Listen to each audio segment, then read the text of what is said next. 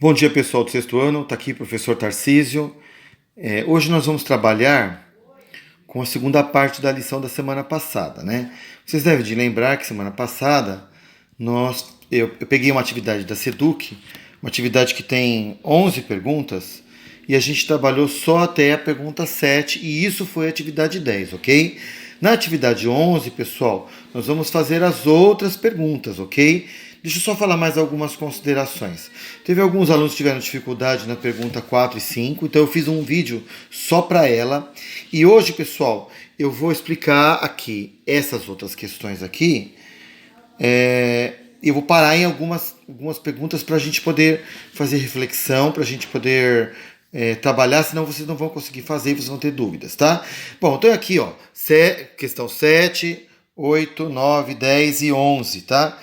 E vocês vão ter que responder essas questões no caderno. Elas não são de alternativa, tá? Mas eu vou explicar para vocês como fazer. No caderno, pessoal, lembrando, vocês têm que colocar aqui, ó, né, a data, né?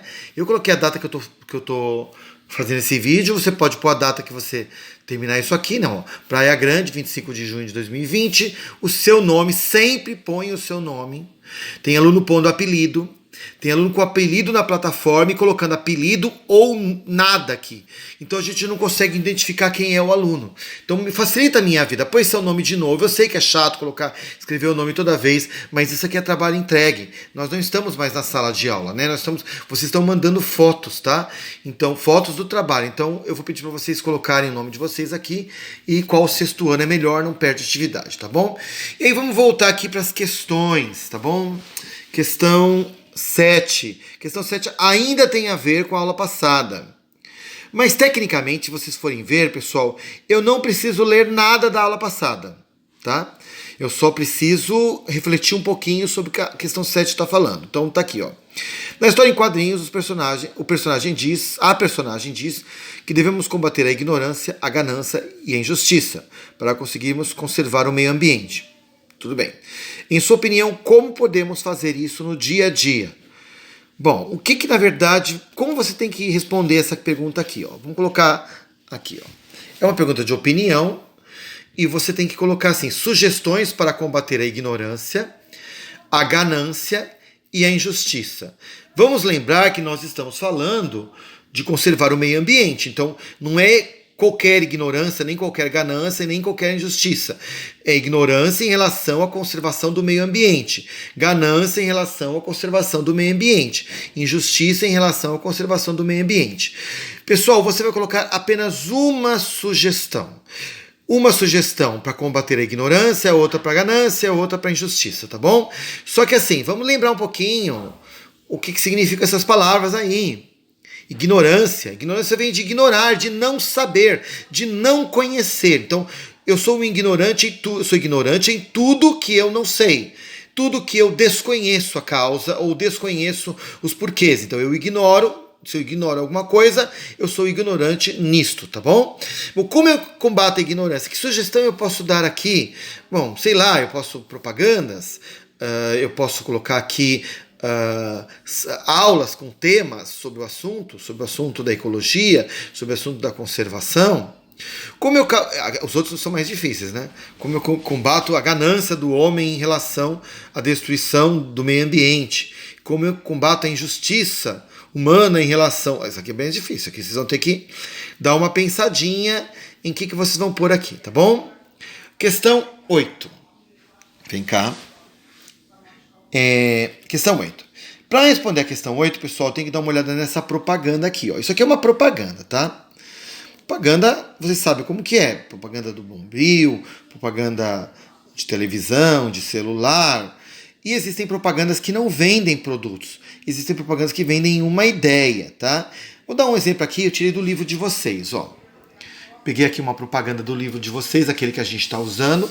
Essa é uma propaganda antiga do creme dental Colinos. Bom, eu estou vendendo aqui, nessa propaganda, eu estou vendendo um produto ou eu estou vendendo uma ideia? Eu estou vendendo um produto, certo? Produto que é o creme dental. Vamos dar uma olhada em outras propagandas aqui, ó. Eu procurei no livro de vocês algumas propagandas. Essa propaganda aqui. Essa é bem legal, né? A parte de cima você tem um... Tá na página, deixa eu ver, ó. Tá na página 174. Quem não tem o livro, quando voltar, a gente dá uma olhada. Vocês devem de lembrar que esse aqui é o monstro do Lago Ness, né? E aí o que a pessoa fez? Ela pegou e colocou embaixo a parte não visível, que são coisas jogadas na natureza, ok? Sofá, pneu e assim por diante. Como se fosse um... A ideia basicamente é mostrar um... Isso aqui é que é um monstro, entende? Isso é um monstro. Então, eu tenho propaganda de um produto, estou vendendo um produto ou estou vendendo uma ideia? Aqui eu estou vendendo uma ideia ecológica. Nesse livro aqui de vocês tem muitas propagandas que vendem ideias ecológicas. Vou pegar mais uma aqui. Deixa eu ver se é essa aqui. Não. Aqui. Essa aqui. Oh, não deixe o escapamento do seu carro aquecer ainda mais o planeta. Tá? Aqui eu tenho uma propaganda que vende um produto ou uma propaganda que vende uma ideia. Vende uma ideia, tá? Uma ideia ecológica. Poderia ser uma propaganda contra a violência, uma propaganda contra o racismo. São propagandas que vendem ideias, ok? Aqui é uma propaganda que vende uma ideia. Agora dá uma olhada aqui, ó. Eu não vou fazer a questão 8, tá bom? Você que tem que responder. Mas eu tenho que dar uma olhada nessa propaganda e verificar se eu estou vendendo nessa propaganda um produto ou uma ideia. E aí eu tenho que explicar por quê, tá? Não é difícil, dá uma olhada, lembra aquilo que eu acabei de falar. Se está vendendo um produto que é comprado no mercado, ou se está vendendo uma postura, uma atitude, tá certo? Se eu vendo um produto, é uma propaganda de produto. Se eu vendo uma postura, uma ideia, é uma propaganda de ideia, tá bom? E aí eu respondo o porquê aqui. A pergunta 9, para responder a pergunta 9, eu tenho que ler isso aqui, ó.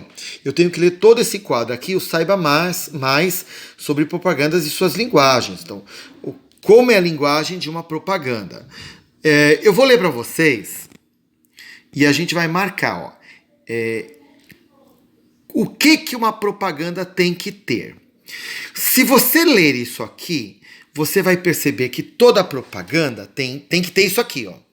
Ela tem que ser objetiva, ela tem que ser precisa, tá? Não pode... Tem que estar falando de uma coisa e não de qualquer coisa, tá? E objetivo tem que ser... Não pode ser um textão, tem que ser pequeno. Ela tem que ser atraente, senão ela não vende o produto dela ou a ideia dela. Ela tem que ser compatível com o público, então uma propaganda para criança tem que ter a linguagem de uma criança. Uma propaganda para um adulto tem que ser linguagem de adulto. Tá? Tem que ser uma propaganda de carros, por exemplo, geralmente vai ter a linguagem do comprador, de um adulto possível comprador, tá bom?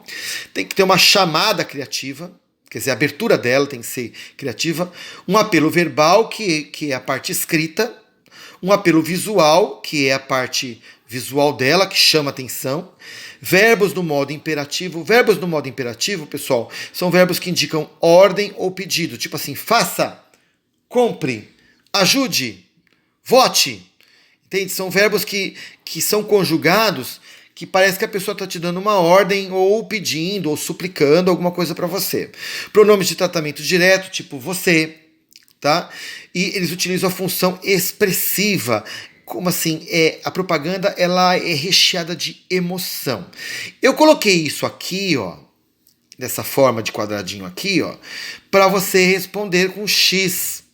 Você não precisa colocar todos esses itens. Você não precisa responder, aliás, ó, você não precisa responder com X. Eu pus aqui para você responder com X, porque aqui essas características, elas aparecem nesse quadro aqui, ó.